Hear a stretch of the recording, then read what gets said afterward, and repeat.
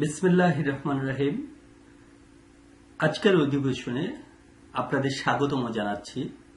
আমি Mohammad Faisal Alam, instructor computer science, Bogura PTI Bogura.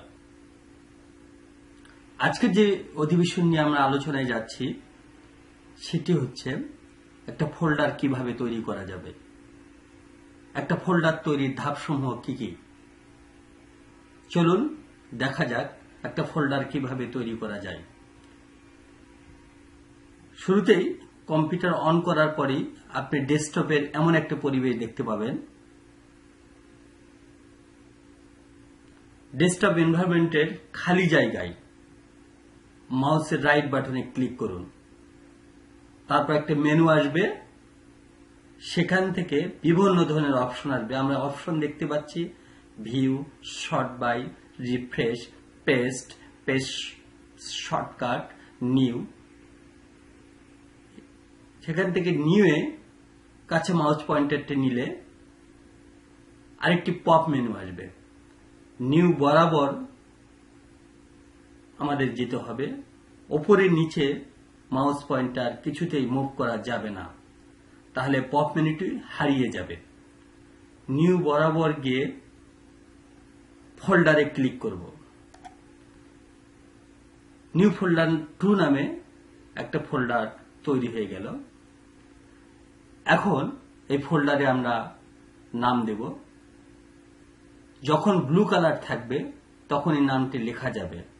Blue কালারটি চলে গেলে পরবর্তীতে আবার রিনেম করতে হবে। এখানে ফোল্ডার তৈরির ক্ষেত্রে সাবধানতা অবলম্বন করতে হবে যে ফোল্ডারে ক্লিক করার সঙ্গে সঙ্গে মাউস থেকে হাত সরিয়ে ফেলতে হবে। তারপরে ব্লু কালার থাকা অবস্থায় আপনার নাম টাইপ করুন।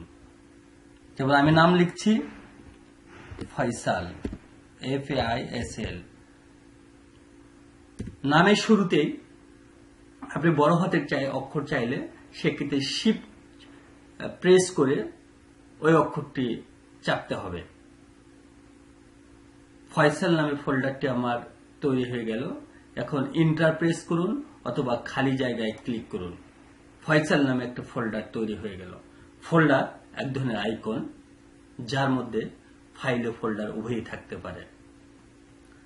ফয়সাল নামে যে ফোল্ডারটি আছে, ফোল্ডারটির মধ্যে আমরা আরো 3টা ফোল্ডার তৈরি করব।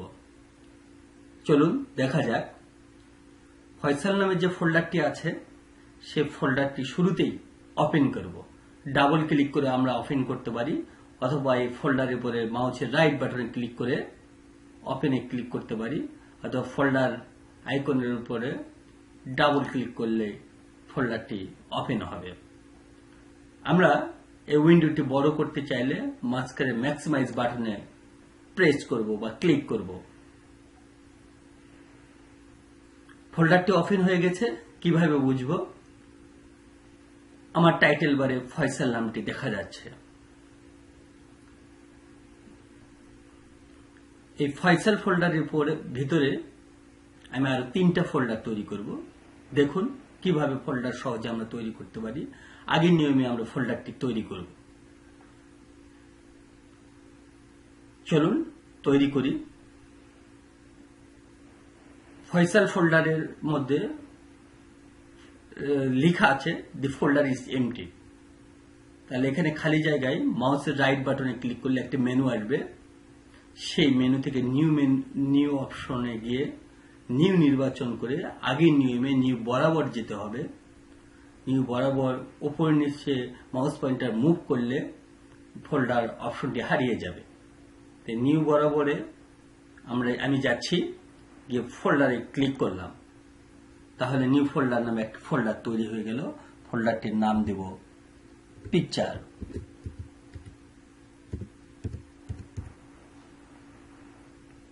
তাহলে পিকচার নামে একটা ফোল্ডার তৈরি হয়ে গেল। আমরা আরেকটা ফোল্ডার তৈরি করছি। এখানে নিউ গিয়ে ফোল্ডারে গিয়ে নিউ ফোল্ডার একই নিয়মে এখানে আমি ভিডিও নামে ফোল্ডারটি তৈরি করলাম। আমরা যদি আরেকটা ফোল্ডার তৈরি করতে চাই, আবার একই নিয়মে খালি জায়গায় নিউ নির্বাচন করে ফোল্ডারে ক্লিক করব। এই ফোল্ডারটির নাম দেব কন্টেন্ট। আবারও খালি জায়গায় ক্লিক বা এন্টার প্রেস করলে কন্টেন্ট ফোল্ডারটি স্থায়ী হয়ে যাবে। এখন এই 3টা ফোল্ডারের মধ্যে আমরা আমাদের পছন্দ মতো জিনিস উপকরণ রাখতে পারি, যেমন পিকচার, ভিডিও, কন্টেন্ট রাখবো। তো কন্টেন্ট ফোল্ডারটি আমরা ওপেন করি। দেখুন, কন্টেন্ট ফোল্ডারের উপর ডাবল ক্লিক করে কন্টেন্ট ফোল্ডারটি ওপেন করি। কন্টেন্ট ফোল্ডার ওপেন হয়ে গেছে। ফয়সাল কন্টেন্ট নামে ফোল্ডারে আমরা এখন অবস্থান করছি। এখন আমরা একটা ফাইল খুলব। কোনো তথ্যকে স্থায়ীভাবে সংরক্ষণ করার জন্য আমাদের ফাইলের প্রয়োজন হবে। সেক্ষেত্রে ডিজিটাল কন্টেন্ট তৈরির সহায়ক প্রোগ্রাম একটি পাওয়ার পয়েন্ট। পাওয়ার পয়েন্টের মাধ্যমে আমরা সহজেই একটা ডিজিটাল কন্টেন্ট তৈরি করতে পারবো। সেক্ষেত্রে পাওয়ার পয়েন্টের একটা ফাইল এখানে কন্টেন্ট ফোল্ডারের মধ্যে আমরা তৈরি করব। চলুন দেখা যাক। মাউসের রাইট বাটনে ক্লিক করে নিউ নির্বাচন করে আমরা আগে ফোল্ডার তৈরি করেছি, এখন ফাইল তৈরি করছি। একটি পপ মেনু আসবে, পপ নিউ বরাবর যেতে হবে। উপরে নিচে গেলে দেখেন নিউ এর পপ মেনুটি আসবে না। নিউ বরাবর গিয়ে folder, shortcut, Microsoft Access database অনেক কিছু আছে, সেখান থেকে মাইক্রোসফট পাওয়ার পয়েন্ট প্রেজেন্টেশন আমরা ক্লিক করব। Microsoft PowerPoint presentation open হয়ে গেল। এখানে একটা ফাইল তৈরি হয়ে গেল, মাইক্রোসফট পাওয়ার পয়েন্ট প্রেজেন্টেশন। এই ফাইলটিকে আমরা নাম দেব প্রজেক্ট 1। প্রজেক্ট 1 দেখুন, চমৎকারভাবে একটি প্রজেক্ট 1 ফাইল তৈরি হয়ে গেল। একই নিয়মে আরেকটি পাওয়ার পয়েন্টে ফাইল তৈরি করব। নিউ থেকে